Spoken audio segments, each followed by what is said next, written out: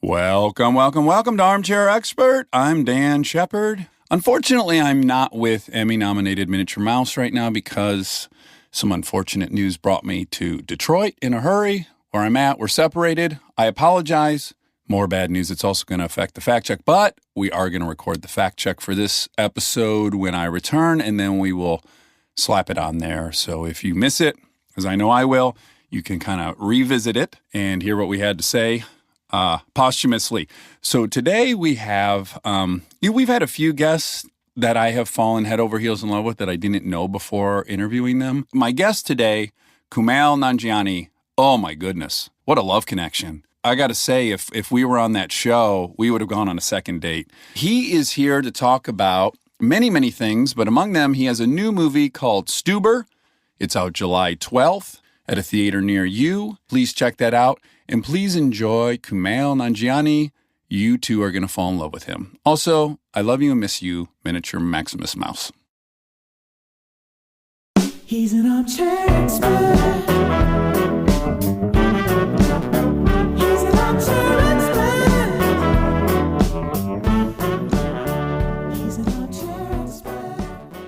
I wonder, well, Marin, I guess. We had Marin, and we've also had Hardwick, but I would imagine other than those two folks, we've not talked to somebody with more podcast time under their belt than you, having had a few podcasts, right? Yeah, I've had two podcasts. So not a few, a couple, I guess. Early, though. I want to commend how early you were into it. Right when I moved to LA, I started a podcast. Of course. And then I started an X-Files podcast called X-Files Files a few years later, before the new season started. Right. And so I've done a lot of podcasts. Now, when you had done X-Files Files and then a new season was coming out, did you feel like perhaps you had been a part of that? Green lighting? I can't say that, but other people were saying it, and I can't stop them from saying it. I actually, because of my podcast, some of those writers would listen to it. Sure. So I got in touch with them, and they would come on the show before the new season was even approved or whatever, picked up. And then I'm in an episode of the new season. Oh, you are? Oh, so you willed this whole thing. Yeah. I have to assume you were very sincere and genuine in your love for X-Files. Yeah, it's my favorite show. Right. So wasn't that wonderful to get to Full get the circle. writers and then be on it? Oh, yeah. You know, I talk to people who are like, when they really love something, they like revere it and they don't want to be part of it. I'm not like that. Oh, I'm right. Like, if I really Right. love it, Yeah. I want to be in it. Oh, if I could time travel, well, there's a list of things. First thing is I have sex with Monica's grandma. Yeah. That's number one. She's the hottest woman I've ever seen in my life. When did you see her? And Why do you need a time travel machine to have sex with her? I think more I'm worried about her safety at her age. Right. Well, you She's could. an elderly. You think I could be Tinder? Constantly checking in. Yeah. That's true. That's a good Oh, point. you have different speeds, don't you? No, I wish I did. Okay. Yeah, I'm a sprinter, not a marathon Only runner. maximum effort. Yeah, when you pull down my pants, there's a picture of a rabbit, not a turtle. There's no dial to turn it to turtle. It doesn't last very long, but it is very intense for everyone involved. Yeah, you won't enjoy it, but the good news is it'll be over very quickly. Very quickly. Yeah, this will It's end. like getting a shot, you know? Okay, so I'm going to take a time machine. There's a picture. On her wedding day. Yeah. Turns out that's just lore. It's not really from her wedding day. Oh, it's but we'll not? keep saying it. But she looks beautiful. She does look beautiful. Yeah. There's no arguing. We actually, Monica's thought I was getting carried away, but then we posted a picture of her, and resoundingly, everyone was like, "Oh yeah, most beautiful woman to ever live." It was conclusive. I want to see this picture. I'll show you. Yeah. Okay, so right after I finished that, I scoot over to Oregon in 1980, and I have sex with Ma'anad Sheila. Okay. She's next. I get it. Right? Again, she's still around. But She is, and I haven't ruled that out. Again, I'm married, but in the time travel, I won't be somehow. Right. No, you won't be. Because I won't even be born yet. Right. That's Let me see. Take Oh, a my look. God. Yeah, she is beautiful. Yeah. Kumail, zoom in on that shit. I mean, she is... Did you just zoom in on that shit about her? No, the photo is the She shit. gets a lot of Wow. disrespect here. No, she has adoration and love. She has very her eyes are very, I don't know the word. Intoxicating. I wasn't going to say Mysterious. Okay, well, These are all editorializing. I was trying to find a more neutral word while still being positive. I didn't want to Right. convey. We're being very diligent about picking the right adjective. I was about to say, I can't wait. I can't wait for it. I was about to say, isn't it the pressure's more than ever? You got to get that adjective just Correct. bullseye. You got to get it perfect. The first word, I'll say the first word that came to my head. Okay, it's good. going to sound negative, but it is not negative. Okay, let's hear The it. first, and it's not used, it's just the first word that was heavy. And I don't mean heavy in a bad Oh. way. Heavy eyes. I just meant heavy like they're full of stuff. They're deep. yeah. They're deep. Yes, I agree. There's like a stuff going on in her eyes that's very Weighty. It's it seems very interesting. Like intrigued. She is Yeah, very. I like that. I agree. Yeah. Anyway, so that's then stop number 2. All right, and then number is Mana Sheila. So And these are both sort of like brown women. sure, both are Indian. Mana Sheila was I from think so. India. Yeah, she's certainly- yeah, she's because the Bhagwan was there in India. Sure, so that's a little bit of a pattern has emerged. But the third stop is if I could could. not have thought of that. Third stop would be to be in Smokey and the Bandit. Smokey and the Bandit. Yes, like to your point. I revere that movie, but I'd be in it in 2 seconds. If I had a Sure. time machine, I would chase him in a cop car, be a Yeah. buffoon or whatever's necessary. But I want to be in the things. I don't want to be the guy who just walks across screen. I want to like do something. You want to make a little mark in that scene. I don't want it to be like, oh, he won a contest. I want it to be like, oh, he actually contributed to the thing. Right. Now, with that said, you know this long list of people that have been stormtroopers in Star Wars, like Prince Henry, William. Yeah. I still can't get their name straight. Is there a Henry? Prince Harry. Harry. I guess the princes were stormtroopers. You know, with the helmets on. Right. It's an esteemed group of folks who have been stormtroopers. Would you do that? Well, okay, so I was in London last year, and I'm friends with J.J. Abrams, and he emailed and he was like, are you in town right now for Monday? That was like the 1 week I was away, so I wasn't in it. I would have done it. Oh, so it almost happened. Yeah, and he still is like, I hope that didn't sound like a name drop. I mean, maybe. I guess it did a little bit. No, But it was relevant to the story. Listen, Yes. if the best thing I learned about name dropping, Tom Hanks told me, you just can't do it. you just can't do it. Tom Hanks told me, Right. you just can't. That's not my joke. That's Sean Hayes' joke, but I always love it. Tom Hanks' joke. Who told me that joke? But like, for instance, Game of Thrones a couple weeks ago, Rob McElhenney and Martin Starr are people who get like murdered.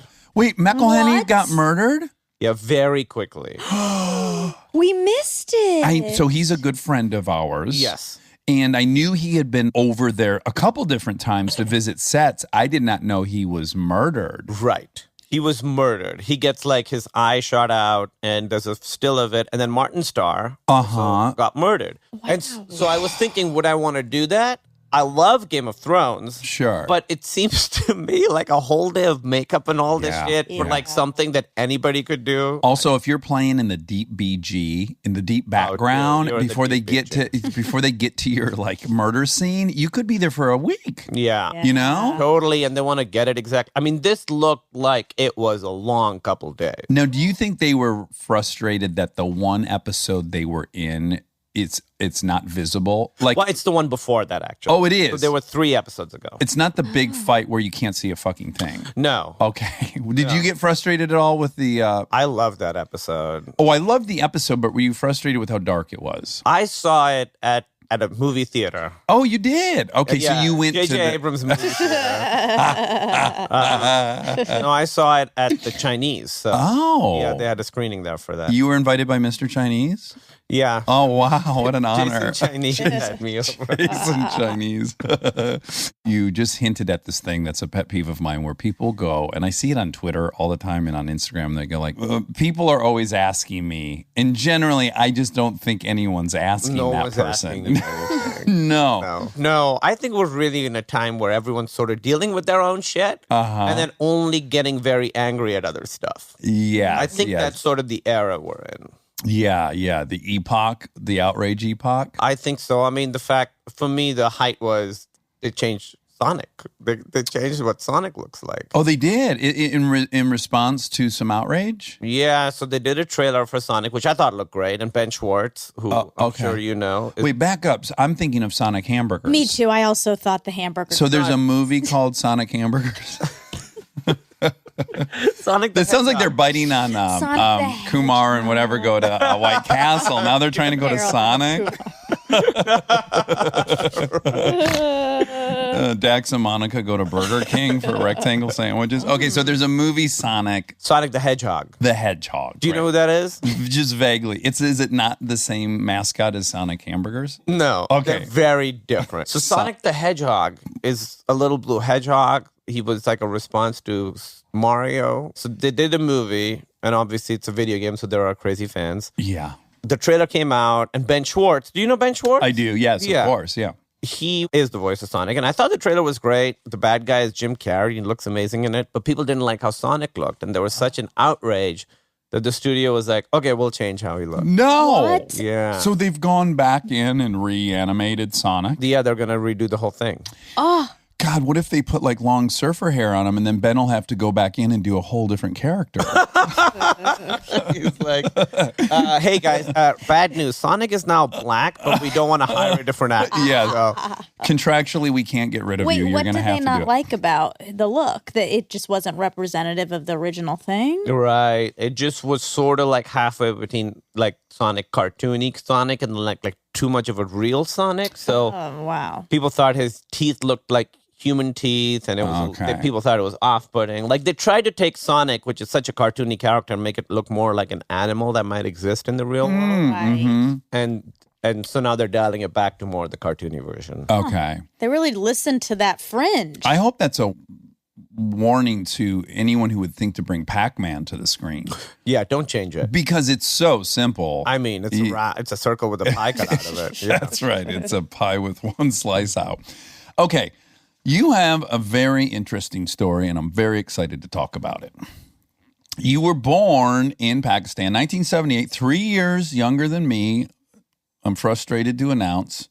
And you were born in Karachi, Wait, which... yeah. Yeah. Sorry, go ahead. No, you He go doesn't ahead. like being older than people. That's what that was. I see. Yeah. Do you like being older than people? You know, this is an interesting question. I always wanted to be younger than I was. Like when I was in the 7th grade, I'd look at the 6th graders and I was like, oh, they have it so easy. Like always. Every kid wanted to be a grown up. I wanted to stay a kid. And I felt like for a long time, like I always felt too old for how old I was. Yeah. And so I always, like when I hit 30, that was pretty tough for me. Okay. And so as I'm 41 now, I just turned 41. Okay. As I was getting closer to 40, I was like, what's this going to happen? All through my 30s, I was like ashamed of my age. Yeah. And then when I hit 40, I was weirdly fine. Was it that you had expectations of yourself that by 32 you were supposed to be this and by 34 you were supposed to be that? That's exactly right. Yeah. I felt like for my age, I had not accomplished enough. Yes. So I have a similar issue. And do you like monitor what age everyone else is that's got like something wonderful out in the marketplace and like, you know what I'm saying? Like occasionally I'll watch like, even we interviewed this wonderful Erin Lee Carr. Yeah, documentarian. Yesterday. You've seen her documentaries. She made the Dearest Mom. Mommy, Dead, and Dearest. So it's And- really good. She made that movie when she was 25. And I got insecure and felt like a failure. Well, I mean, Because I was still unemployed at 25. at 25, I was in free fall. Yeah. Constantly catching straws. When I first moved to New York from Chicago to like pursue comedy, I was like, I was going to do this. My friend Pete Holmes, who's Oh, been on yes. this podcast, Yeah, very nice guy. He had moved to New York a couple of years ago, and we've been like friends forever. He was like my first comedy friend. He was like, the one thing you cannot do is compare your success to other people's success. He said, you cannot do that. I've seen it kill people from the inside. So I sort of made that decision to not do it because you kind of can control that stuff. And I've been really, really good about it. Like, I have never, ever really been as upset about somebody else's success until weirdly the last like couple of years where I've been doing better than I've ever been doing. I'm more successful than I've ever been. But now I feel like that starts creeping back in sometimes. which is Interesting. weird. Like maybe it woke up just an evaluation side of your brain to begin with. Like, oh, wow, I'm actually at a rung that I'm happy to be at. And now I'm thinking about my rung. Yeah, constantly. Could that possibly be it? I don't know. I haven't been able to figure it out. Usually it takes me a couple years later to be like, oh, that's what that was. Right, So it took me a while to figure out why I thought I was too old. It took me a while to be like, oh, I felt like I hadn't accomplished enough. Yeah, so, and I don't even think I did it in a way that I was jealous or envious or, wanted people's success to go away for them. It wasn't that as much as I'm like an actuary, like an insurance actuary, right? So I go, oh, Sam Jackson didn't get famous till 42 or whatever, right? Sure. So then I go like, oh, I guess I still could turn out to be Sam Jackson. Or people famously, they'll go, oh, Ray Kroc didn't invent McDonald's till he was 52. That's so inspiring for a long, long time until you turn 53. Yeah. And then we're kind of out of people who run out of late bloomers. Right, you run out of late bloomers. I had a thing I remember. I used to get, I play video games a lot. Uh-huh. And there's an NBA game, NBA 2K, that I've been playing since the first one. Now they're on 2K19. So I've been playing this game for 20 years, right? Uh-huh. And in each year, you can like create yourself and make yourself rookie in the league. Mm-hmm. And a couple of years ago was the first time it happened where I couldn't make the character my age anymore. Oh, I had to make him younger. Like he could not be Yes. born in 1978 anymore. Yes. And so that was a real, like, I was like, oh my God, I'm definitely never going to be in the NBA now. Oh, yeah. Yeah. So I always was monitoring my age against NBA players. I don't know why. Now, the newest transition is I'm the same age as many of the coaches, which is a real drag because there's really nothing beyond that. It's also some of the coaches look so old. Well, I think it's a very stressful job to be like biting your nails for 2 Well, you hours. look great, though, and you're very thank you. successful. You're doing great. You've got a hit show on the air. Sure. Life is fantastic, but those things tend to not be related. How you're feeling and what the actual facts are. I mean, that's definitely been true for me. It's the first time in my career, the last year and a half. I was talking to Emily, my wife, about this a couple of days ago. I was like, for the first time, I'm starting to feel like a little bit comparing myself to other people. And I want to control that. I don't want to do that because you can control it, but it still keeps popping up. Well, my motto is you should never compare yourself to someone else. You should only be comparing yourself to previous versions of yourself. Uh-huh. That's the singular comparison Tom you should be Hanks making. told you that, right? No, Tom Cruise. Oh my God. Yeah, I had to go above Tom Hanks for that tidbit. Oh, so we're saying Cruise is above Hanks. Like modern day marketplace, probably a little bit. Yeah. I think I think the last Sure. Ghost Protocol or whatever Ghost. Yeah. I think it did well. Well, yeah, but Hanks, man, Hanks is hard to beat. And No, Hanks is the number one all National time. treasure. He's National number one overall. I mean, I would say the breadth of stuff he's done for as long as he's done it. And to truly now name drop, have you met him in real life? He delivers in real life like no one else. I have met him in real life and met him a couple times. He Okay. was very, very nice. Uh-huh. Emily and I were backstage at this thing, Mm-hmm. like a conference or something, and Tom Hanks walked in. And there were like other famous people in the room, but everybody's like, oh my fucking God, Tom Hanks. Yes. And so we met him there. And then later ran into him at another place, and he was like talking to us, which is very exciting. Yes. And I asked him something. I was like, I haven't figured out my picture face yet. Oh, yeah. Me too. Yeah. On the red carpet, I don't know what face to make, what to do. Totally agree. So I asked right after the red carpet, he was there. I asked him, I was like, Tom, Yes, Thomas. Tommy. because the weird thing is, if you meet him, he's really very normal. Yes, shockingly so. He likes to be funny and goofy and do bits and stuff. Yeah. What do you do? What do you do on the red carpet? And he gave me advice that I've been following since. Oh, I need it What so is bad. What is it? He says what he does is it's very specific. Hand in one pocket, the other foot out, and then just a neutral expression. Neutral. That's what he But goes. neutral is hard to do in It those is. moments. It can you can What look are you like you're supposed dead. to think about? You need like something to be thinking about so that your face. That's a clever strategy. I never even Yeah. considered that. Like I should imagine like jumping a dirt bike. I have not thought of that either. I've recently started experimenting with really smiling on the red carpet. I've done that a With bunch teeth. too. Not well. I would just like do nothing with teeth. Well, Yeah, like really going for it. yeah. Yeah. So I do too, because here's my thing. I don't love how I look. Most people don't love how they look, I suppose. But I have decided I look best when I'm mid-laugh.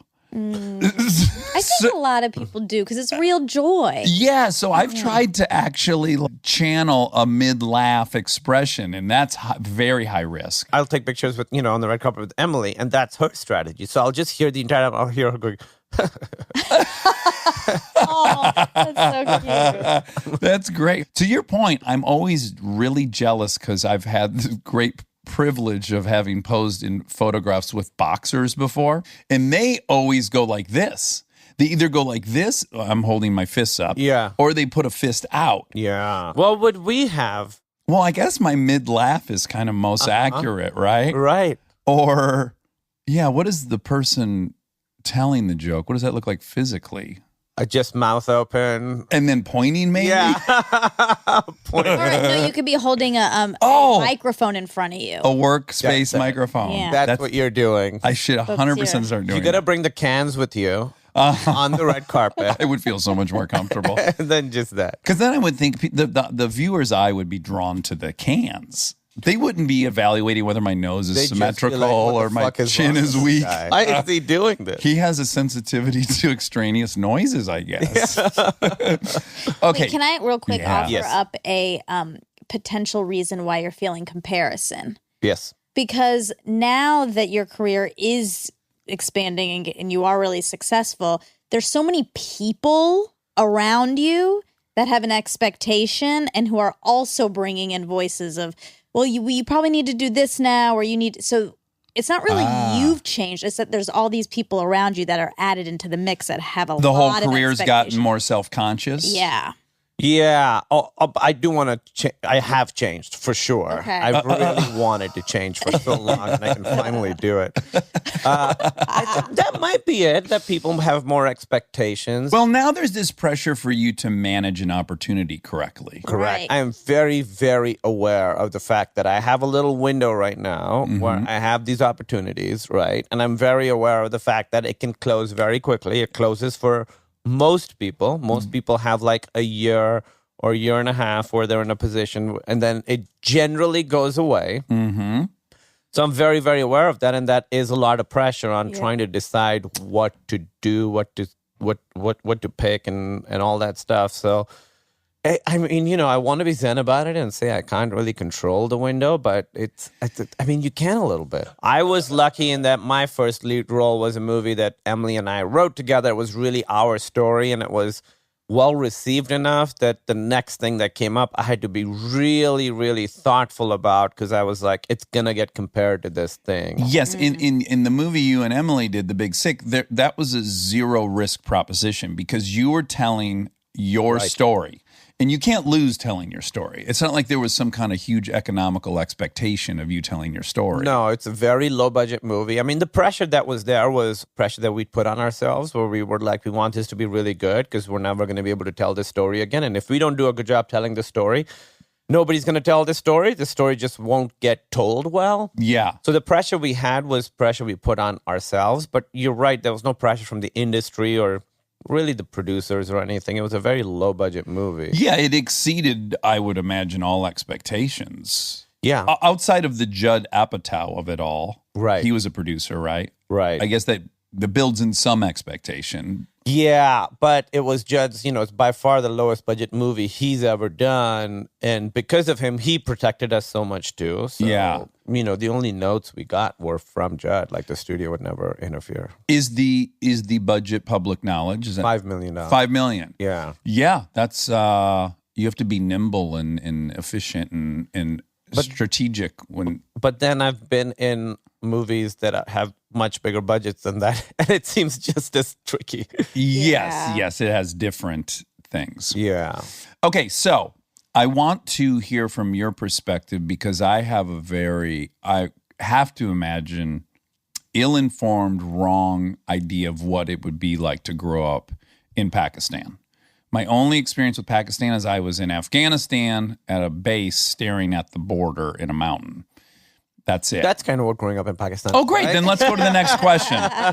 No, I mean, it's hard to know because that's what my world was. So it's hard to be like, oh, it's different because of this. It's just what my life was. Well, like, here's something that was really shocking to me, that you went to a Catholic school. Right out of the gates, I'm like, that's not my guess, is that you go to a place called St. Michael's. St. Michael's Convent School. I mean, there were a lot of those schools there because, I think, the British were sort of controlling us until 1947. So there were a lot of those schools.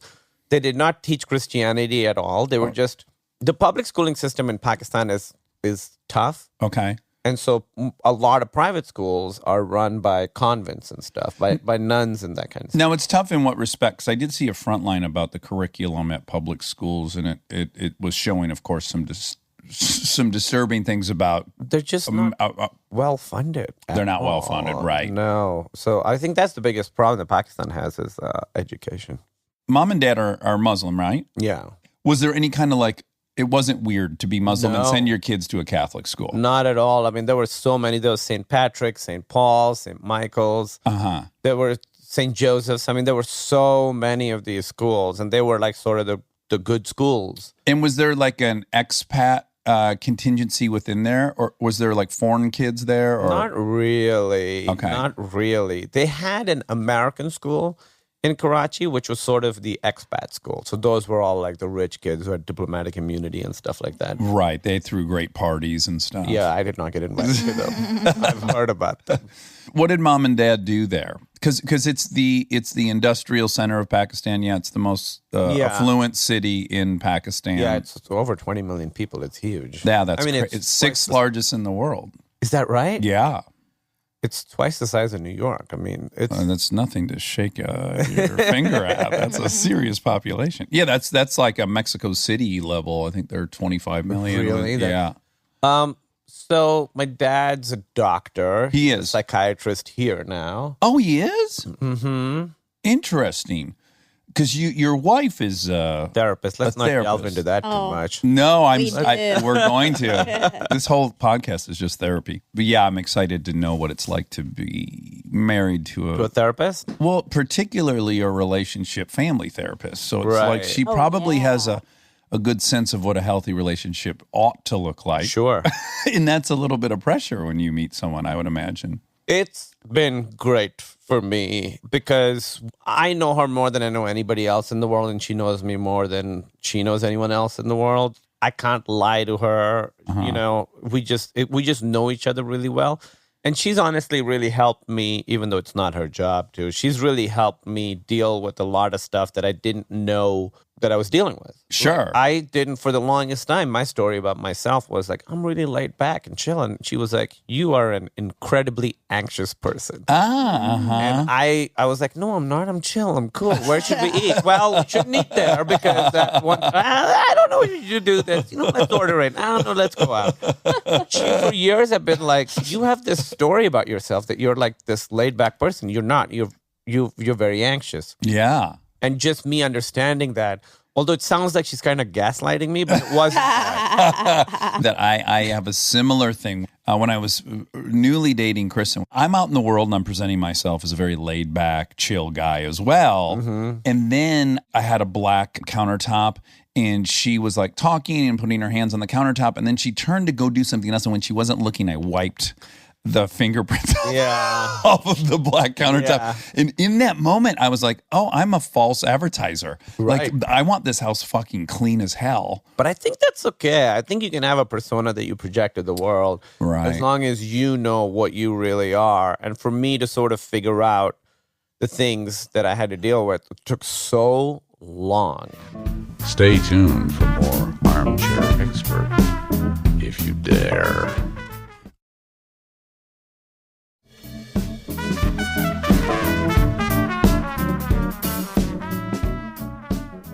Yeah, so the story you're telling yourself, I think of it as your identity, basically. Like, this is my identity. This is who I am, right? I was listening to your podcast with Rob.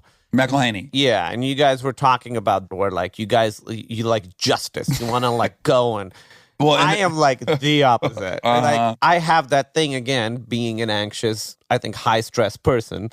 Sort of is my baseline. If I'm driving and someone cuts me off, that can get me really angry, right? Sure. And I have to choose to be like, you know what? I'm not going to let that person ruin my day. I'm not always successful, and I don't always even try to do it. But it has really helped me personally to be like, you know what? Someone threw a milkshake on my car or whatever that incident was. I'm like, I'm just going to let it go. I'm just going to choose to. So this happened to me like 3 weeks ago.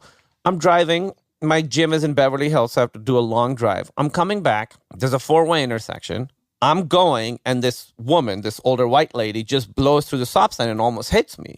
And I like honk really hard. And she flips me up and she says, go back to your country. Oh, this happened in Beverly Hills. Okay. 3 weeks ago. 3 weeks ago. It just happened, right? Yeah. And then I got really, really angry. Of course. Right? Yeah. And I was like, what? First of all, I was like, what? Like I couldn't. And she was like, yeah. She like doubled down. Uh-huh. And so then I tried to pull out my phone to take a picture of her license plate, but she was gone, whatever. I was like, I could turn around and try and get this car, but that'll be dangerous. And I have to choose to not let this affect me. Now, it did affect me. Yeah. But I had to decide to be like, you know what? You just have to let that go. It's like the cortisol dump, like what it does to your body to have adrenaline and cortisol in that state of mind where you're agitated and angry and aggressive because when I'm in those situations and I'm fuck you, motherfucker, stay in my country, but fuck you. It's not even your race. You're a dick. I'm aware of your race, but I don't think it has anything to do with this situation. For me, the next 30 minutes, I'm like, I'm coming back from that experience. Right. And I just think it's really costly. So even if the person's like, you win, you're tougher than me, and I'm scared of you, and I learned a lesson, and I'll never make this infraction again. I'm gonna, for a half hour, I'm fucked up over it. And I was just like, oh, I'm losing every one of these things I win. Yeah, I think that's right. I think anger begets anger, you know. I think there is like a way of like blowing off steam that's okay. But I think the more angry you get, the more angry you get. And I learned that from sort of playing video games online, which I had to stop doing because I would find myself getting angry and it was not an outlet. It was a kind of angry that was leading to more anger. Right. Over and over and over. And so I had to stop doing that. And you just sort of see it online too, you know. It gains momentum somehow. I think there's a good way of blowing off steam, like I said, but that kind of exorcism it's tricky. Well, for me, I've got to learn the tricks to prevent it from happening. So I start monitoring someone driving. Like I'm the police, basically. Oh, this guy switched lanes twice, didn't use a blinker. He's an asshole. Right. Now I need to start monitoring him, right? And now I have to go, right now, look at someone else's car, read their license plate, make up some kind of acronym. I get real busy on shifting my focus. That's smart. Yeah, and it's hard for me to surrender to doing that, but when I do it, I'm so much happier. Yeah, I feel the same exact thing. Just have to let it go. I just have to. I am not looking for justice. I'm looking to just be calm and happy. Yeah, well, the other thought I had was I was getting irate about the traffic, and I just had this thought where I was like, who's going to change, Dax or the traffic? The traffic's been this way for 60 years. It's likely to be this way for another 100, long after I'm gone. Which one of us is going to change? Because one of the variables is a constant. It's just not moving. Right. That's exactly right. Yeah. You just have to, because anger is irrational, but you have to try and think about those things to try and de-escalate yourself. I had an issue with anger for many, many years. Since I was a little kid, 8-year-old, 9-year-old, 10-year-old, like I was angry forever. Do you have a theory on why? Just biochemical, or do you think you were frustrated with some situation? I don't know why I was angry then, but I do know why I was angry in my 20s and 30s. Okay. And I think I was angry in my 20s and 30s because I genuinely wasn't really in touch with my own feelings and emotions. Mm-hmm. And Emily was the one who taught me. She's like, there's 4 basic emotions. There's anger, sadness, happiness, and fear. And everything is a combination of those. All of those, sadness, happiness, and fear, can all be turned into anger. So you see, like, obviously sadness can turn into anger. Like, I remember there was a guy who went and killed a couple, like, Indian people in a bar 2 years ago, and they found out that his dad had died 9 months earlier, and he just was, like, really upset about it. Even, like, joy, like, you watch, like, sports fans getting like, yeah, and then they get really angry. Anything. Oh, can be that's a turned great into- example. Yeah. Anything, and obviously fear can be turned into anger. We're seeing that all across our great nation right now. Yeah. And so for me, I was getting angry because I was feeling all these things, not processing them, not being in touch with them. And it was all coming out as anger eventually in like bursts. Yeah, and do you think it's because you just felt more comfortable with that emotion, so the other ones made you feel a little unmoored for some reason? Yeah, like, I think anger is a manly emotion, right? I think Right. for most men, that's the one they feel comfortable expressing. Men can't be sad. Yeah. Men can't be afraid. And men can't even be happy. Even no, that's why- you're gay if you're happy. Yes, that's true. No, I Yeah. know. It's preposterous. I mean, that is what it's... So Yeah, like if you see, like in the 80s, if you saw just a photo maybe in Time Magazine of like 4 guys walking down the street smiling ear to ear, you go, oh, this is an issue about gay men. Yes, that's exactly You really would think that. right. I think that's exactly right. Your open mouth teeth smile is not working out. Oh, wow. Yeah, that's the message. That's- But I am happy to send that message. Yeah. But that's what. So I think. I mean, and I think most of the world's problem. Well, by the way, the fact that the word gay also means happy, there's Yeah. something Totally. intrinsic in there. I mean, yeah. It's just a little more, I think if you have to like, if you're gay and you came out at some point, you had to do some introspection to be like, oh, I am different from some of the people around me. Yes. So I think that's what my anger was, because I wasn't feeling all these things. And I think most of the world's problems are because of men who can't feel their feelings and are just comfortable being angry. A significant percentage of them. I would Yeah. say almost. It's all. it's so many problems come from that. Yeah. So I really think that that's sort of, we're obviously in a era where we're talking about what masculinity is and this stuff. And I hope we start redefining it as people who are in touch with their feelings and can feel all these things. Yeah. I cry at almost every movie now. I'm so jealous. And that only started happening like 3 years ago when I realized like, oh, I have to start knowing how I'm feeling all the time. Yes, yes. And then also the other thing, right? Being okay with just having a feeling and going, oh, it's temporary. Right. You don't have to quickly try to change the feeling. Just accept it for a minute and then it'll be gone. And sit in it. yes. Yeah. I think, Feel it. yeah. You hear that all the time, but you got to really think about it because Right. like our nature is just, my nature is just to be like, I'm uncomfortable and I want a solution to this immediately. Yeah. And- That's exactly right. Yeah. And then you just kind of kick it down the road, I think. I think also because, at least for me, my religion, basically it was the soul is good and the body is bad. That's how Islam was taught to me, at least. Okay. So the body is the vessel of all temptation and stuff. Yes. And, okay. So everything the body likes is bad, Yeah. sex, even too much booze, food, drugs. booze, all that stuff. And the soul is basically the intellect. I was very, very religious as a kid. And so I think for me, it might have been trying to deny all these feelings and emotions that I thought were weak. So this is my issue with all religions across the board. I feel like the fuel in the engine of religion so often is just shame.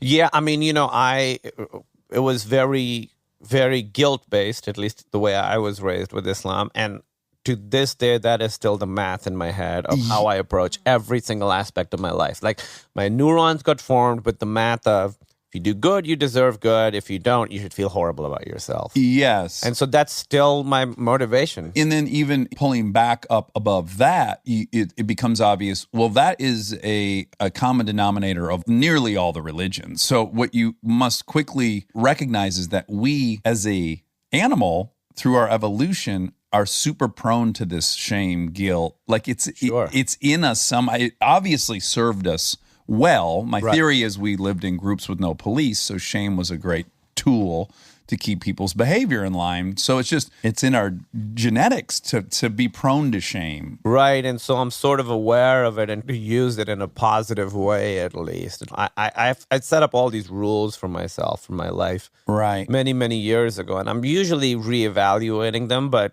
I realized that to use the flaws in my thinking in a positive way required sort of constant care. Uh-huh. Yeah, but just an 8-year-old shouldn't feel guilty that they want to eat chocolate, and a 13-year-old shouldn't feel guilty they're horny. Like these are. Dude, when I was horny, Oh, you must.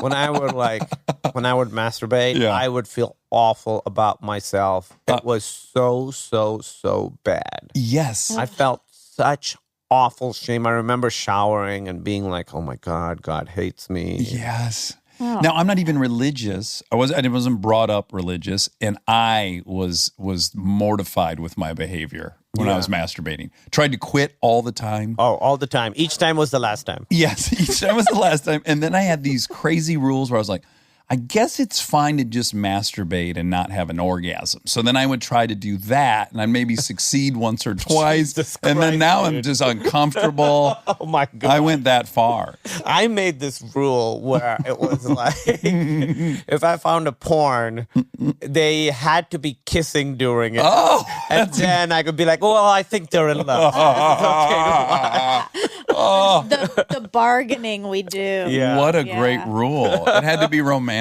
Well, somewhat. Like they had to kiss at some point. Sometimes they don't kiss at all. Would you ever just stumble across one and be like, oh, God, please let them kiss? Yeah, Because they're so attractive. I these would just two. like scan right through. Okay, yeah, that was a little peck right there. Okay. Now I'm going to go back to the insertion, the non-romantic part. So when you were in Karachi, did you have dreams of coming here always? Never? Did that seem impossible? Did it seem like you had an uncle that went to England a generation before you, right? Yeah. I think that was always the plan, was to come to America if possible. And that's why they sent us to. So we have these schools. Those schools were called English medium schools, Okay. which means most of the teaching is done in English. So even if you're learning chemistry, it's in English. Whereas the Okay. public schools, if you learn chemistry, it's in Urdu. So my parents always wanted me to come to the U.S. or go to the U.K. Oh, okay. So that it was was always always. It was sort of always the plan, but it's so hard to move here. I would imagine, especially from Pakistan.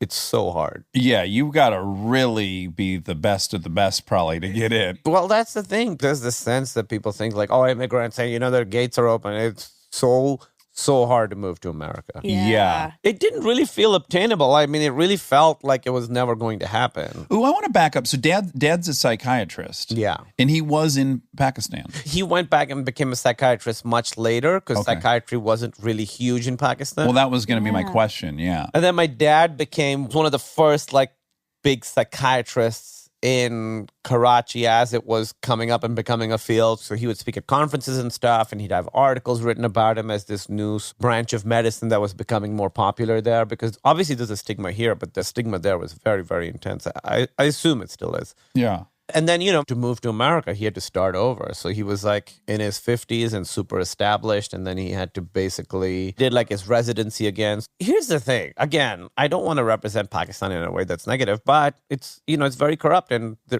there's a lot of violence. Mm-hmm. For me growing up, I loved it and I still love it. But people do get murdered Right. all the time. Yeah. Do you feel like you had just a general insecurity about your safety as a kid? Yeah, but that was just what life was. Sure. You just knew, like, after a certain hour, you don't go to these places. And, like, we would skip school a lot because there was, like, we called it hangama. It just means, like, general unrest is happening right now. Okay. And so Shia, Sunni violence, which are the two main sects of Islam, was very, very prevalent. Yeah. So they wanted to always get out because life was hard there for us. It's so interesting probably to grow up where there isn't a generation that wasn't mired in war. It's not even really a potential existence. It's like your great grandfather did, your grandfather, your dad, you're in the middle of it. So it's like in anthropology, we call it naive realism, where it's like you have a hard time imagining the mindset of someone else because of where you're from, basically. And so we go like, well, don't you desire peace? Yeah. But it's if that's not even a concept, really, how could you desire it? Yeah, I mean, I think I've read some books about it and stuff, and I don't know if this is accurate. This is my sense of it. Again, I don't want people to get upset at me about this, but 1947 is when, the British left and Pakistan and India became different countries. Yeah. And from what I understand, the inception of Pakistan was very, very optimistic. There was a real feeling of hope there. They were like, we're going to make a country on our own. It's sort of the first country that was formed on a religious basis. So it was like a country for Islam because it had been hard living under the British. And with this, it was like, we're going to make our own country. And then there's a tremendous sense of optimism. And then over the next few decades, things just got harder and harder and harder. And Pakistan's had a difficult history. Yeah. And so I think for my grandfathers, I think for that generation, that was a big heartbreak. Was The promise not realized. the or promise not realized Yeah. and actually go really, really. I mean, Pakistan's a very poor country, and then the disparity of wealth is really huge too, and it's really corrupt. We're never on the top 10 most corrupt states list because we're so corrupt we can bribe our way out of being. right. I mean, cops can stop you. You have to give them money, otherwise they could just people get disappeared in prison. I mean, this stuff happens. Sure. Yeah. In general, do you not like talking about Pakistan? Well, just to be honest, it's that I have a complicated relationship with it because I love so much about it, but I also see the stuff about it that's difficult. Mm-hmm. And as someone who's Pakistani, and there aren't that many Pakistani people With a in microphone pop culture, in front of their face. Yeah. And so I do feel a responsibility to portray Pakistan in just a completely positive light. By the way, I have this with Michigan on a way tinier note. I really do. I'm always on I love where I'm from. I love Michigan. I also am glad to be away from where if you look at a guy in Denny's and he doesn't look away, you guys walk outside and fight. Right. So, I think it's complicated to love where you're from and also recognize once you've left that, this part of California I kind of dig, or this part of... Yeah. I mean, the other thing I find, again, I'm generalizing, right, is I've talked to a lot of people who are second generation Pakistani who's sort of born here and grown up here. Yeah. And by and large, their relationship to Pakistan is so different because their relationship to Pakistan is because they've gotten to curate what they consider part of the Pakistani identity.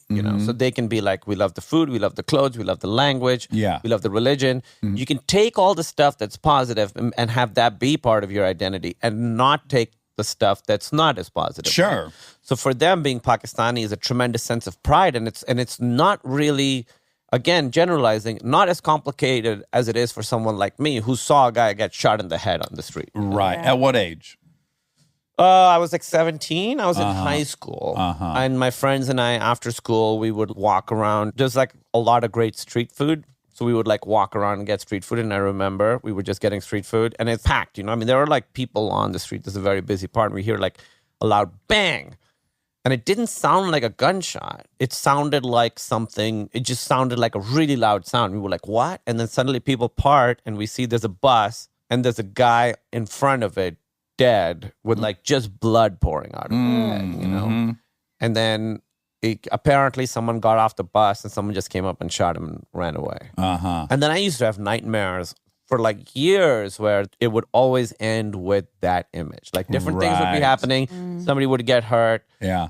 And then it would end with that guy laying on the ground, blood coming out of his head. What was your reaction in the moment? I was sad. The first thing I felt was sadness. The feeling that this guy was alive 30 seconds ago and then now he certainly wasn't. I've never seen someone just being expire fully dead. Yeah. I mean, I went to my great grandmother's funeral and obviously, but that's different. Yeah. With this, it was seeing someone in the middle of the street, young guy, being like, oh, that person is now dead. Right. I wasn't scared, really. I didn't feel scared. I didn't feel excited. I just felt very sad. And that's why I'm getting emotional talking about it. It probably came out as anger a week later. Yeah, that's what I was going to say. I mean, do you think the anger has something to do with the way you grew up? There's always a sense of potential danger. I mean, that would make people angry.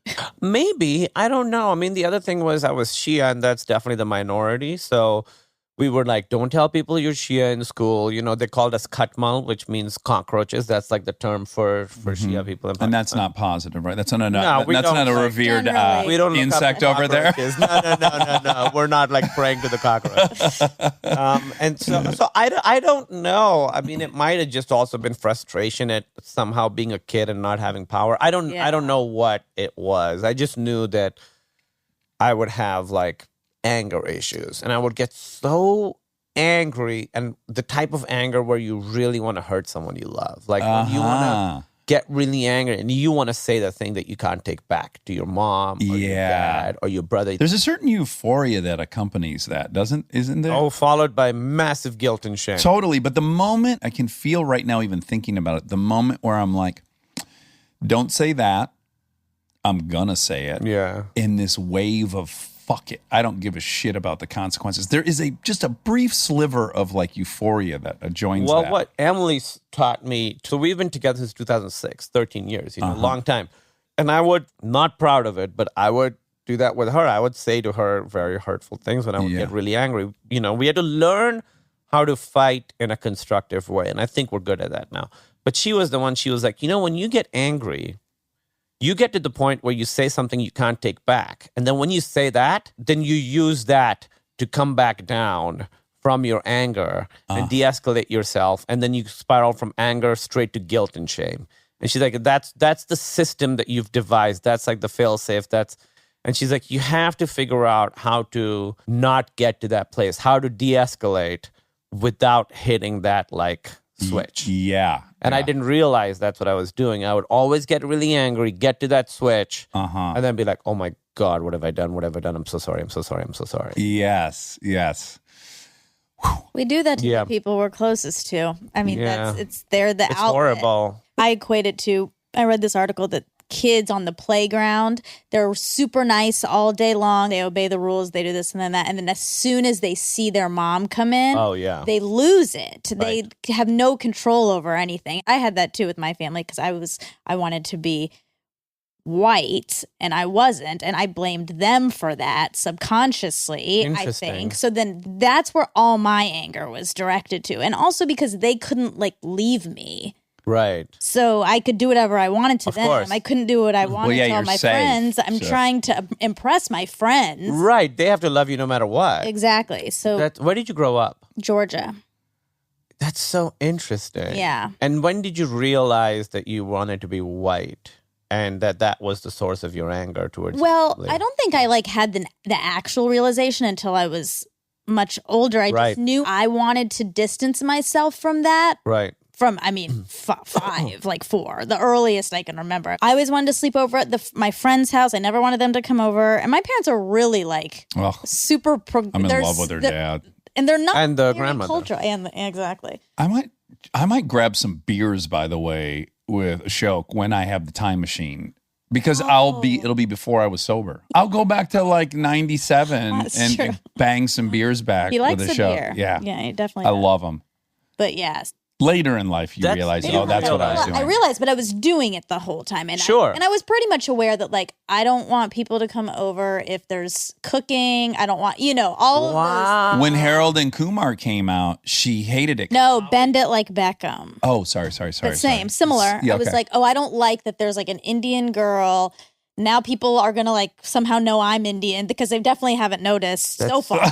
So that's so crazy. interesting. Crazy. No, but that makes so much sense to me. Like, so I don't want to get too specific, but I have someone in my family they've married a white person and they have 2 kids, and one of the kids looks fully white and one of the kids looks fully brown, and the one who's really white was always really into their Pakistaniness and loved the food and all that, and the one who was fully brown fully rejected it, of course, and wanted to be the opposite of that. And now they're older than me, and now the one who rejected understands what was going on. But I thought that was so interesting because for one person it was like the exotic thing, and the other one was like Well, and there's two things are true at the same time. So one thing is, yes, there is some racism happening, there is some exclusion happening, right? And so that's a fact. Sure. So your brownness is part of that. And yet what is also true is that all human beings feel excluded, and they're all looking for the reason to hang that exclusion on. I really feel like, I'm obviously true for us, and we are in the entertainment industry.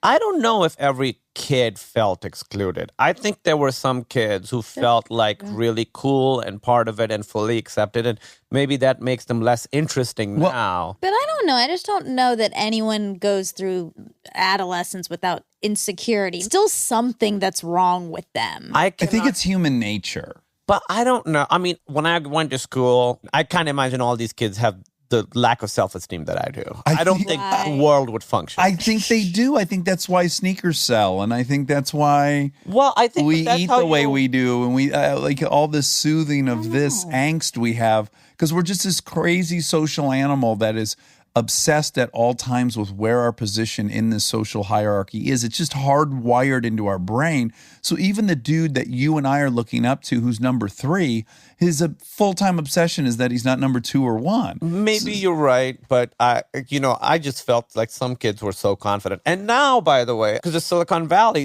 there's like young kids who like that shit. Sure. But like 7th graders. And I'll be walking down the street and 7th graders will be like, hey, Dinesh, selfie. They're so confident now. I'm like, don't talk to me like that. First of all, it's sir. Yeah. Secondly, Sir yes, Dinesh. I'd love to be in your selfie. Yeah. Nash. So you came at 18 and you went to college in Iowa, which again there's a little comedic value in the fact Right. that you went all the way from Pakistan and you ended up in Iowa. Well, I didn't realize, I've talked about this before, but I didn't realize that America, first of all, your country's way too big. It's so big.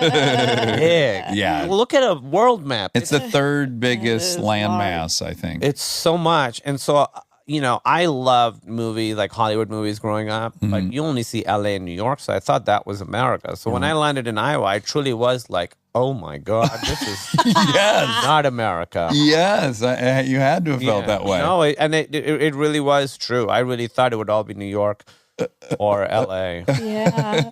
And did you have fun there? I did. I feel like that's where I became a person. Like, I don't feel like I was a person until then. That's when I realized, like, oh, I'm funny and people actually like me. Like, I really, until then, I thought, oh, nobody wants to hang out with me. Nobody wants to see me. But people who were actually friends with me, who I'm still in touch with, I was like, oh, they're just hanging out with me for this reason, or they feel bad for me, or whatever it is. Yeah. And it wasn't until college that I was like, oh, I have value. Yeah. People like me. I'm funny. I'm smart. All that stuff. Yeah, and so prior to that, did you had no comedic aspirations? Not at all. People now who I grew up with are shocked that I do this because I was so shy. Like, I couldn't go to the store and buy something and walk out. Like, I was by far the shyest kid. I think I thought I was like very ugly. Okay. Like, well, this is my backstory. Yeah. Until I was like the age of 6, I was the cutest fucking kid in the world. I can see it. I mean, can you see see it. pictures of me. I'm like objectively just like just a little angel. I'm going to burp that baby in my time machine. I can tell you right now. So cute. I mean, people all the time, like, I would go to a shop and people would be like, I'm going to keep you. Like, I remember being scared of shops. It would always be like, I want to keep you here. I remember I once went with my aunt to Thailand and I going into a store and this woman was like, yeah, I'm not going to let you go back to Pakistan. And me being like, super terrified. And then I turned like 7 or 8 and it went south. My neck got really long. My head got huge. My shoulders did not grow. I got an Adam's apple way too early. I got a mustache way too early. So I went from being like adorable to like truly, truly. Like a child with progeria? Is that the Basically. disease? I was like, why is this 39-year-old, 7-year-old in the shop? Exactly. And they were like, we want to keep you, but to do our accounting. Yeah, this middle-aged child. It really was weird. And then remember, I didn't like just go like, oh, now I'm ugly. I remember being like, you know what I haven't heard in a couple months? People have threatened to kidnap me because of my cuteness. And then I looked in the mirror and I was like, oh no. I'm feeling suspiciously safe right now. My nose grew like way faster than anything else. Sure, mine too. So it was just a nightmare. I got like glasses. Sure, that helps. It just went real south real quick. Stay tuned for more Armchair Expert, if you dare.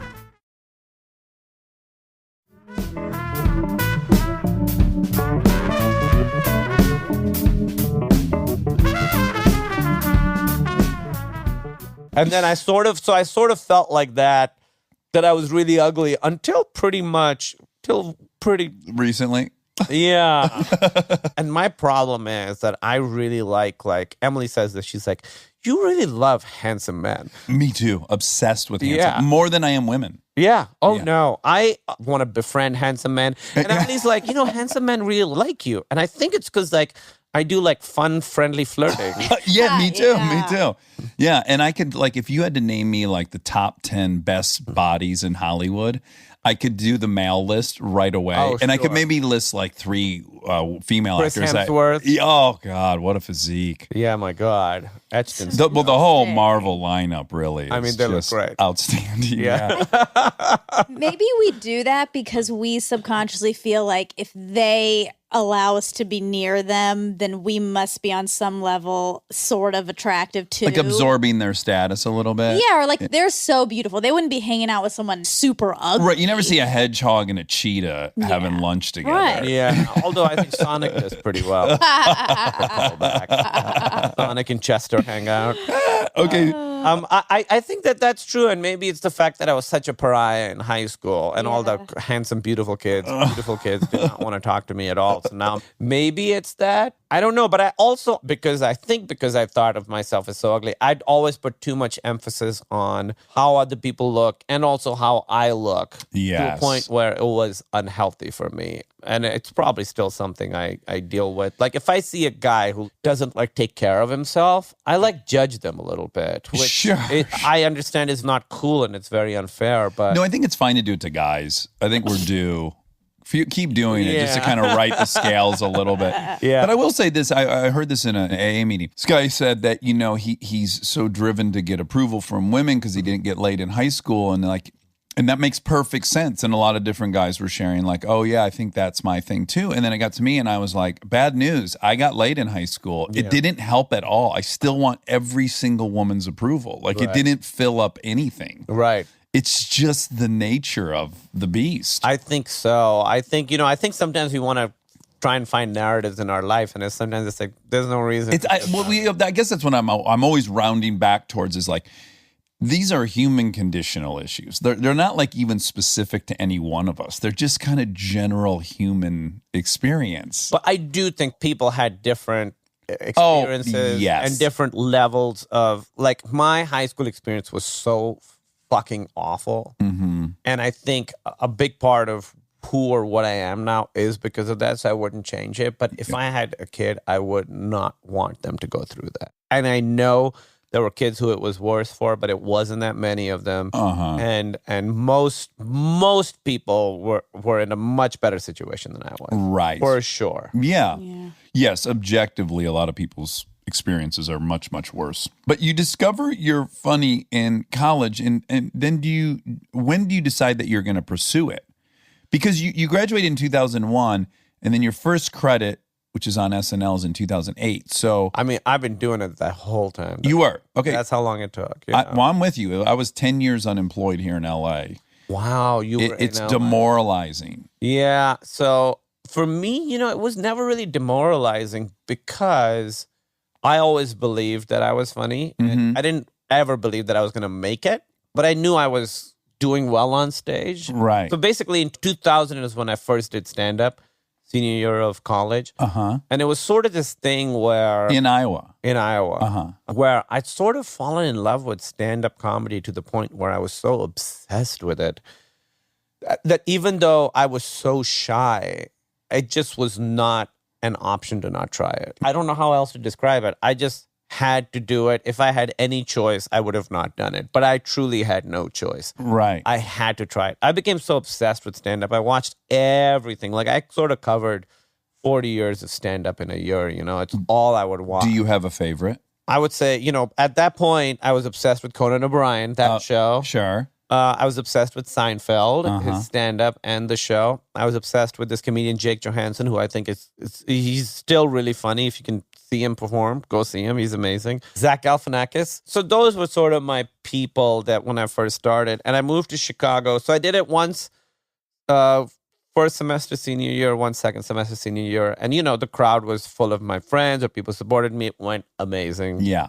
Misleading maybe a little bit. Oh, yeah. But then I moved to Chicago and I started doing open mics. And I was very lucky in that I didn't have a bad set until I was 3 or 4 months in. Okay. So I'd sort of like been, because I was so obsessed with it, I've been writing for like a year before I ever did it. So when I got to Chicago, going up for like 4 minutes at a time, each time I would go up, I would have new material to try. And I honestly, I'm really not bragging, but I really started off doing really well in Chicago. Right. And Chicago, the ceiling's pretty low. Mm-hmm. And so that's where I met, a lot of people who are doing really well now, like Hannibal and Pete Holmes and all these people. Yeah. And we would, Did you meet Thomas Middleditch ever then? a couple years later, yeah. So I've couple known him from Chicago too. Right. Yeah. So it's weird that me and Thomas and TJ all started in Chicago and then it ended up on the same TV show. Did you know TJ back then? Yeah. Oh, you did? Yeah. Was he doing like... He was doing everything. He's improv and sketch and stand-up? Yeah. He was sort of the bridge between those two worlds. So I met Thomas through TJ. Oh. Because the worlds were pretty separate at that point. So you were only doing stand-up? You didn't do sketch or No, improv? while I was there. So I was there from 2001 to 2007. And towards the end of it, the scene sort of started mixing a little bit. Now, when you were crafting and workshopping and deciding what your comedic persona was, were you tempted to like, well, I'm going to acknowledge that I have an accent, that I like, because to me, I can imagine myself just kind of going with the, for lack of a better word, the easiest way in. Well, if you do the math, you'll figure out that I started doing stand-up in 2001, like August, and then September 11th happened. Oh, So wow. I really was doing stand-up right when September 11th happened. And what happened right after that was there were, people don't remember this, but there were a lot of like Middle Eastern, Muslim, brown comedians that came up right after that who were really talking about that stuff a lot. And there were a lot of news stories and stuff being done about them. Like there were really a bunch of people. And the angle was always like, a Muslim who's funny? What? That's crazy. Right. And so my reaction to that was to go the opposite way. Was to like not talk about it at all. Right. That was sort of my fuck you to the audience, where it was like, You want me to do this. Well, I think I think that's brave. That's not the low-hanging fruit. That's the much harder path. But it was also just that the people I loved, whose comedy I loved, were not like that. So it's not like I Right. could do that even if I wanted to. It's not what I wanted to do, and it's not what I really could do. So I made it this thing that I wouldn't talk about on stage, and it wasn't until years later where I was like, oh, this is a big part of me, of who I am. Well, I watched this morning your SNL monologue when you hosted in 17, and it's so fucking great. Yeah, I mean, it's it really, you. really, really, really funny. All of it. Thank you. Thank you. Yeah, so I decided later, like, 2006, I should talk about this stuff in a way that's like really unique to me or my actual Yeah. stuff. So Again, it's back to what we were saying right at the beginning, which is like we have a narrative, we have an identity, we have ways we want to be seen and ways we don't want to be seen. And then sometimes we're actually denying parts of who we are, but then other times, it's a very complicated decision. yeah, and this is something that I sort of came to somewhat recently. So I've been doing comedy a long time, and your goals develop, So I was like, I just want to do stand-up, and then I was like, oh, I want to write for a TV show, and then I got to act on a TV show, and then I was like, oh, now I want to we got to write a movie, so now I want to at some point direct. So your goals change, right? Yeah. And I would feel bad about myself because I wrote for SNL for a week, like I think it was right around maybe 2010 or something. Okay. And I wasn't good at it, I felt. And I sort of would always feel bad because I couldn't do character. Like I have friends who are so good at it, like Thomas Middleditch or Nick Kroll, they're so good at that stuff. And I was like, oh man, I'm not funny in that way. And like a year ago, I was like, you know what? That's okay. That's a whole area of comedy that's not my thing. I'm not good at sketch. I'm not good at characters. That's fine. I am good at other kinds of stuff, and I sort of have to be okay with that. I sort of, for a while, felt inadequate comedically because I was surrounded by people who could do that kind of comedy and do all this other stuff that Sure. I would try to do, but I was like, it's you know what? It's not my strength, and that's okay. Well, and there's this hiccup in reasoning. It almost seems like it would require some really heightened level of arrogance to assume, well, no, this thing I do will be a thing. Well, you just sort of have to do the thing you do. You do, Get yeah. better at it and expand it and deepen it and all that. But for me, it was that I was like, I know how I can be funny. And I would read a script and there would be like can you do this? I'm like, yeah. I was like, I would have to change the lines a little bit because these lines are funny, but they're not funny coming from me. Right. I know what I would need to do to make it funny coming from me, but it's not this. Yeah. And I had to be okay with that. I had to be like, if I can like control a little bit of the situation to work it to my advantage, that's not I have a very similar take on it as well. It's like I know what things are kind of weird about me, and weird in a good way. And so I'll go like, well, this speech, if it just even had these 3 words, right, it'd anchor me in who I am. I could actually make the other parts make sense if I can just ground it in these 3 little Daxisms, for lack of a better word. I mean, and I think that's great to recognize that and to be able to, if you're in a position to like work those in, amazing. Like right now, I was telling you this, I want to get like buff, I want to get big. Yeah. And I've never been like that. I've never been big. I've always appreciated men's bodies. Sure, they're and beautiful. I'm like 41 now, and I'm like, if it doesn't happen now, it's not going to happen. And part of it is a little bit of a math thing, I've had people make snide comments like, what are you going to play a superhero? What are you going to be, an action movie? Yeah. And I'm like, yeah, motherfucker, I'm going to do it. I figure if I can be buff, if I can be a buff brown guy who's funny in the way that I'm funny, there's nobody else like that. That's for certain. Oh, I bet Hassan could throw on some real muscle mass. Hassan Hassan. Minaj. Yeah. He's got that Maybe. frame. He's got a really He nice has a frame. tall frame, but I bet he could pack Yeah, but on. he's a social commenter. Thank God. Should be his. That's You his should do thing. that. And he's amazing at it. Yes. Don't try and broaden your. Just do Stay what in you your do, which is lane. amazing. I'll do this. You do that. We'll take over the world together. I love Hassan. He's so great. Tell me your approach to putting on muscle, because this is obviously a big preoccupation of my own. Yes. Yeah. So I started doing this 6 weeks ago. I have sort of the summer off. I gave myself 5 months. I came up with a somewhat arbitrary number, 20 pounds of muscle I want to add. So I'm doing like body scans every 4 weeks. Oh, you are? Yeah, I'm really going for You're it. going the Russian in Rocky 3 around. Dude, so you know what this guy does? It's so funny you mentioned that. So I have a trainer and I do stim training.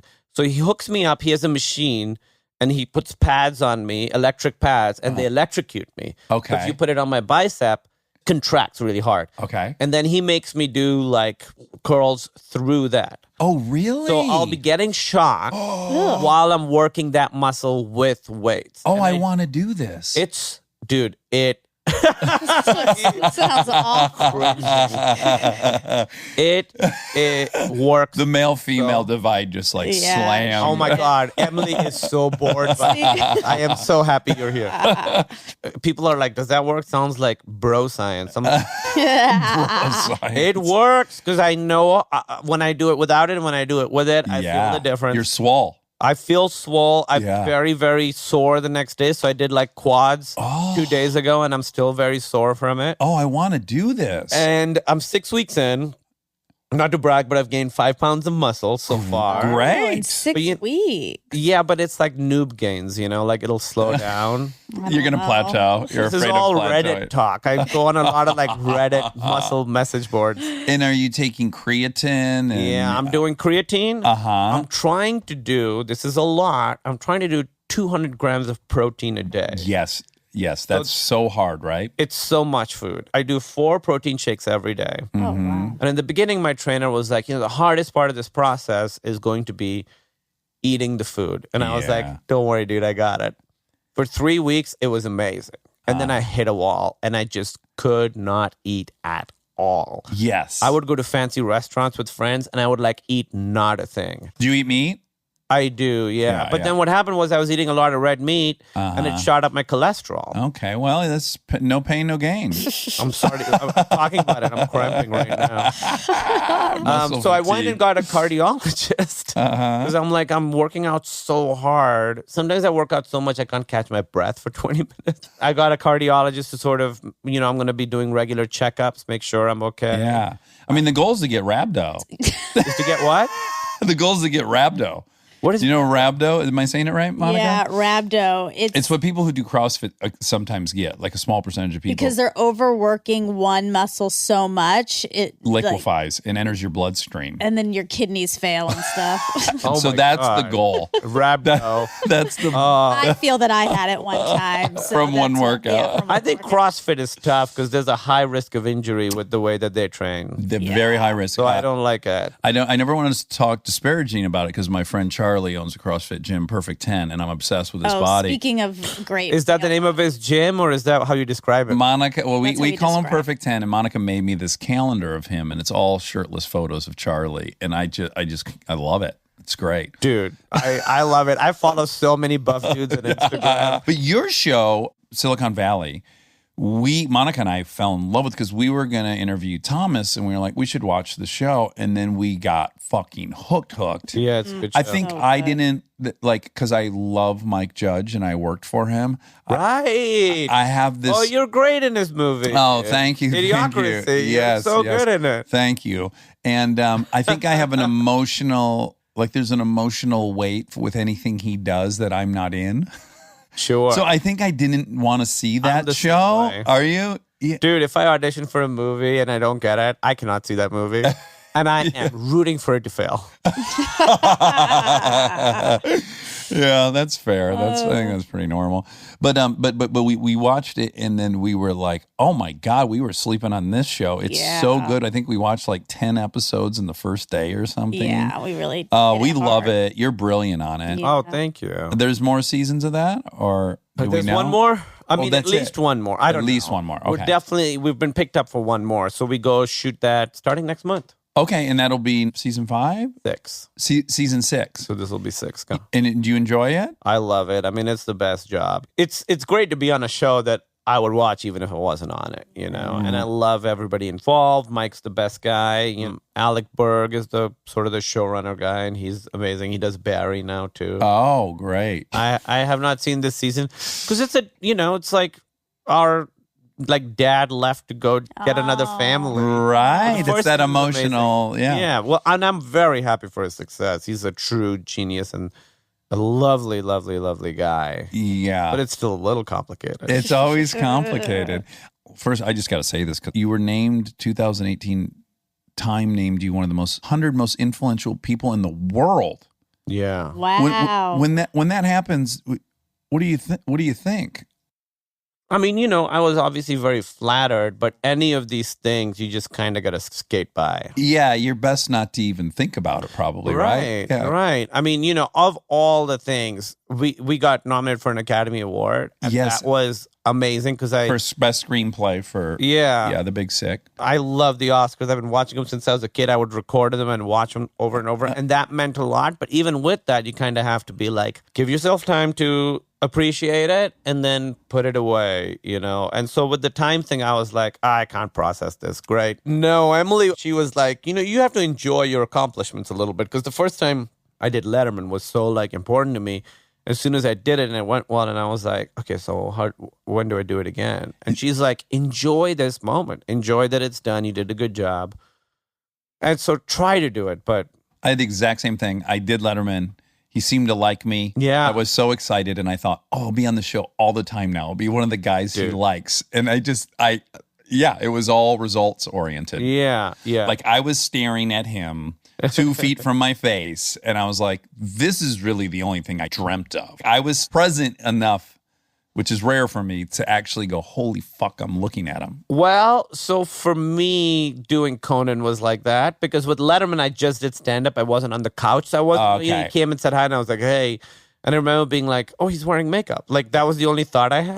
And then he just walks away and he's gone from your life forever. But with Conan, it's always like that because I am such a fan of his and he's such a big part of the reason that I do what I do. And when I hosted SNL, before in my monologue, I was like, I have to, when I go out, all I have to do is I have to take a moment to enjoy and appreciate that I am here. Yes. Yeah. And so It's probably the hardest thing to do of the whole night, right? Yes, it really is because Yeah. it goes by so fast, and you really. So I was like, that's my only goal for the monologue. I want to like take a moment to be like, I'm fucking doing this. Yeah. If you watch it, you could see me. I actually have a moment where I like really feel it. Yeah. The other thing that happens in that is I stumble on a word, and this is what happened. I was doing my monologue, and I'm doing it, and I look over to the right, and I see Steven Spielberg standing there Oh, boy. under a light, and it's definitely Steven Spielberg, you know? Uh-huh. Like, yeah, no.